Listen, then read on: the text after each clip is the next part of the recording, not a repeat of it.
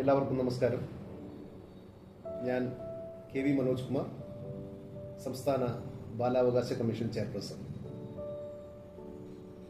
കേരളത്തിൽ ബാലാവകാശ കമ്മീഷൻ നിലവിൽ വന്നത് 2013 ജൂൺ 3-ാം തീയതിയാണ്. കമ്മീഷന്റെ ഏറ്റവും പ്രധാനപ്പെട്ട പ്രവർത്തനം കുട്ടികളുടെ അവകാശങ്ങൾ സംരക്ഷിക്കുന്നതിന് വേണ്ടി ഇടപെടുക എന്നതാണ്. എൻക്വയറി നടപടികളിൽ കമ്മീഷന്റെ അധികാരം ഒരു സിവിൽ കോടതിയുടേതിന് തുല്യമായി. കുട്ടികളുടെ അവകാശ ലംഘനവുമായി ബന്ധപ്പെട്ട പരാതികളിൽ തീർപ്പ് കൽപ്പിക്കുകയും തുടർ നടപടികൾക്ക് വേണ്ടി സർക്കാരിൽ റെക്കമെൻഡേഷൻസ് സമർപ്പിക്കുകയും ചെയ്യുക എന്നതാണ് കമ്മീഷന്റെ പ്രധാനപ്പെട്ട ചുമതല. വിവിധ മേഖലകളിലെ സ്റ്റേക്ക് ഹോൾഡേഴ്സിന് കൃത്യമായ പരിശീലനം നൽകുക എന്നതുകൂടെ കമ്മീഷന്റെ ഉത്തരവാദിത്തമാണ്. പ്രധാനമായും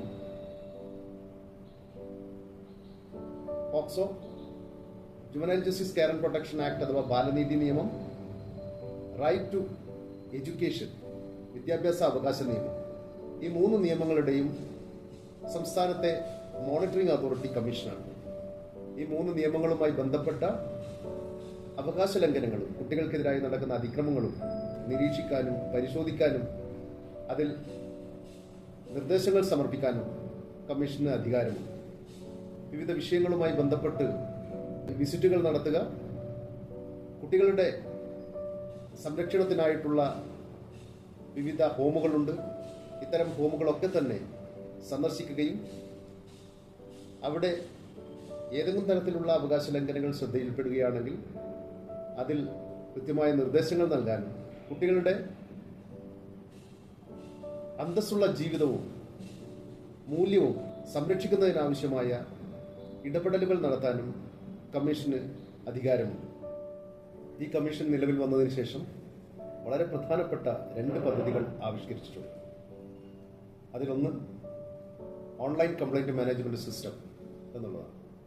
വളരെ വേഗത്തിൽ കുട്ടികളുടെ പരാതികളിൽ തീർപ്പ് കൽപ്പിക്കുക എന്ന ലക്ഷ്യത്തോടു കൂടി, ഒപ്പം മൊബൈൽ ഫോൺ ഉപയോഗിച്ച് ആർക്കും എവിടെ നിന്നുകൊണ്ടും പരാതി സമർപ്പിക്കുക, സൗകര്യമൊരുക്കുക എന്ന ലക്ഷ്യത്തോടു കൂടെയുമാണ് ഓൺലൈൻ കംപ്ലൈന്റ് മാനേജ്മെന്റ് സിസ്റ്റം നടപ്പിലാക്കിയിട്ടുള്ളത്. മറ്റൊന്ന് കമ്മീഷൻ നടപ്പിലാക്കിയിട്ടുള്ള ഇന്റർനെറ്റ് റേഡിയോ ആണ്.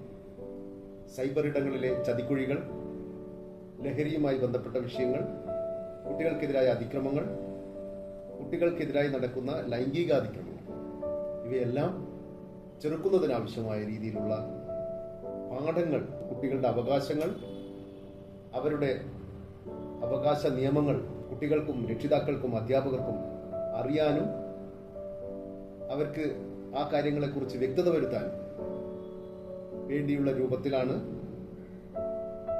റേഡിയോ നെല്ലിക്ക ആവിഷ്കരിച്ചിരിക്കുന്നത്. കുട്ടികളുടെ അവകാശങ്ങൾ സംരക്ഷിക്കാൻ കമ്മീഷനോടൊപ്പം മുഴുവൻ ആളുകളും സഹകരിക്കണമെന്ന് അഭ്യർത്ഥിച്ചുകൊണ്ട് എന്റെ വാക്കുകൾ അവസാനിപ്പിക്കുന്നു. നന്ദി.